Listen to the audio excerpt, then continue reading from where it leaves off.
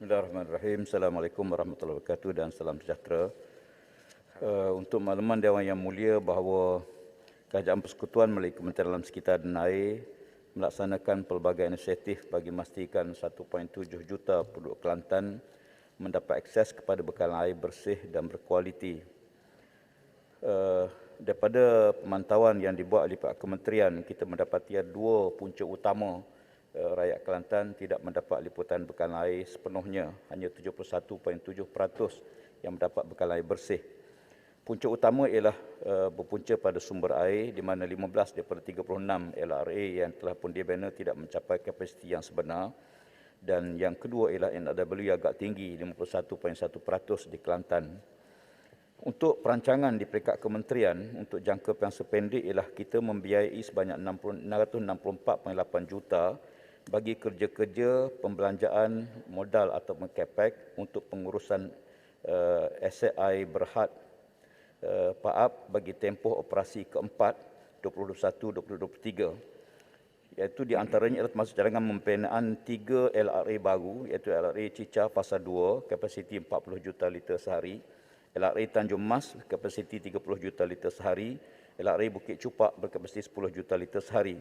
Pelaksanaan kerja-kerja ini dalam peringkat reka bentuk dan kita jangka akan dapat dimanfaatkan oleh pengguna menjelang tahun 2024. Yang keduanya ialah penukaran 511 km paip uzur jenis AC secara berperingkat dengan anggaran kos banyak 218 juta sehingga kini sepanjang 106.2 km paip telah pun diganti dan sepanjang 405 km akan diganti secara berperingkat-peringkat.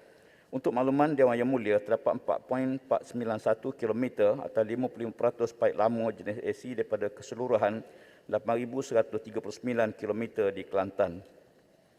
Yang kedua, pembinaan LRA Kampung Teluk, Kota Baru berkapasiti 30 juta liter sehari di bawah pembiayaan pinjaman daripada Kerajaan Persekutuan dijangka operasi pada hujung tahun ini, insya-Allah. Di samping itu juga kita sedang dalam proses pembinaan dan jangka siap pada hujung tahun ini ialah LRA Mini Teluk Masira Bacok di mana kapasiti 2 juta liter sehari di bawah pinjaman pembiayaan daripada kerajaan negeri.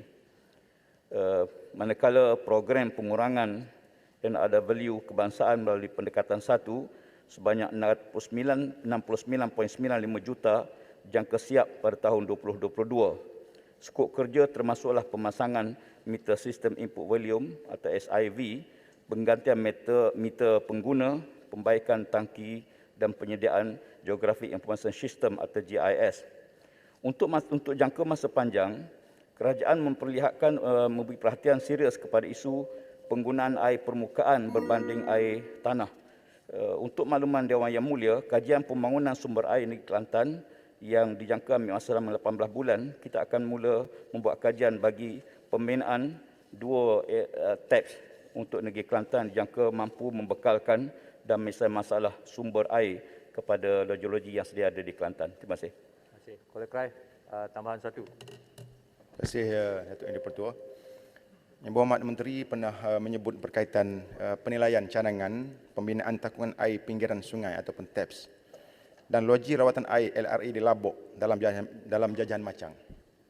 Bolehkah Yang Berhormat Menteri nyatakan kapasiti dan anggaran kos serta kawasan yang akan memanfaatkan pembangunan TAPS dan LRA ini serta jangkaan siap bagi membolehkan rizab margin air Kelantan dapat dipertingkatkan, dan adakah juga ia akan merangkumi kawasan Kuala Krai? Terima kasih, Datuk Yang Betul. Menteri.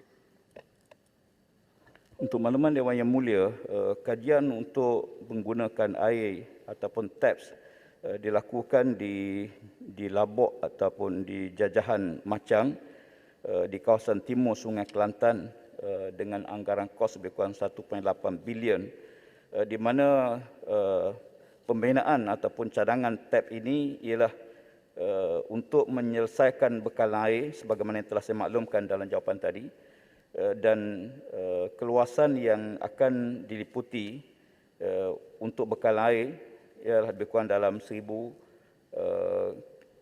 ekar yang telah pun dikenal pasti di peringkat kementerian dan kerajaan negeri. Secara keseluruhannya, pembinaannya melangkumi 3 komponen. Yang pertama TAPS lebih kurang 650 juta dan loji rawatan air serta paip agihan sebanyak 1.103 bilion.